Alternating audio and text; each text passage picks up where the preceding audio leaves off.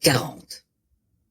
Voici ce que l'Éternel dit à Jérémie lorsqu'il s'adressa à lui après que Nebuzaradan, le chef de la garde, l'eut renvoyé à Rama. Celui-ci l'avait en effet trouvé enchaîné au milieu de tous les captifs de Jérusalem et de Juda que l'on déportait à Babylone. Le chef de la garde l'avait donc fait retirer du convoi et lui avait dit « L'Éternel ton Dieu avait annoncé que ce malheur viendrait sur ce lieu, et maintenant il l'a fait venir et a réalisé ainsi ce qu'il avait annoncé. Cela vous est arrivé parce que vous vous êtes rendu coupable envers l'Éternel et que vous ne lui avez pas obéi. Maintenant, vois, je détache aujourd'hui les chaînes de tes poignets. Si tu le juges bon, viens avec moi à Babylone, et je prendrai soin de toi. Mais si tu préfères ne pas me suivre à Babylone, reste ici. Vois, tout le pays est devant toi.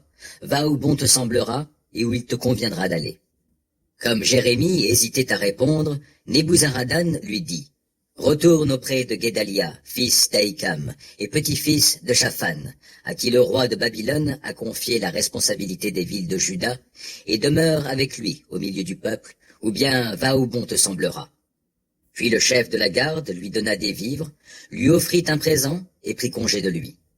Jérémie se rendit donc auprès de Guédalia, fils d'Ahikam, à Mitzpa, et il demeura avec lui parmi le peuple qui avait été laissé dans le pays.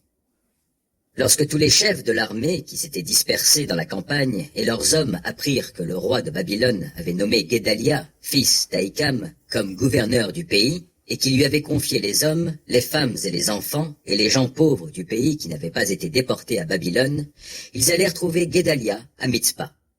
C'était Ismaël, fils de Netania, Yohanan et Jonathan, fils de Karéa, Seraya, fils de Tanhumet, les fils d'Éphaï, de Netopha, et Yezania, fils d'un Maacatien.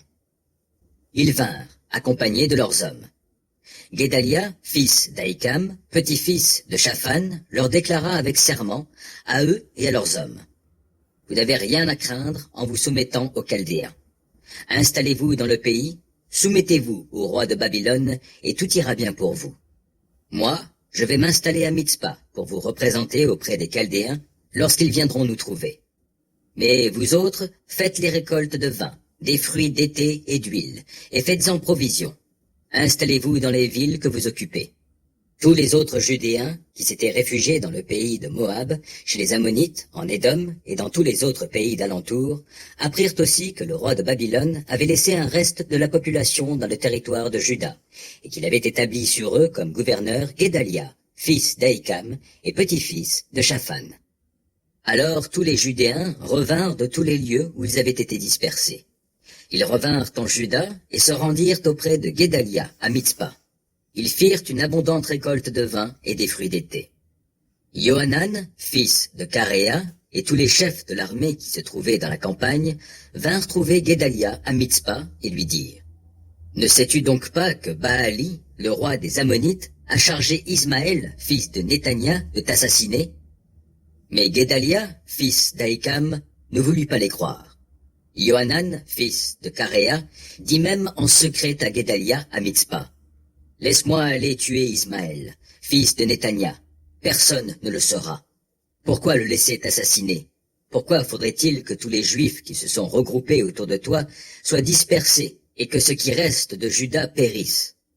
Mais Guédalia, fils d'Ahikam, répondit à Yohanan, fils de Karéa « Ne fais pas une chose pareille, car ce que tu racontes au sujet d'Ismaël est faux.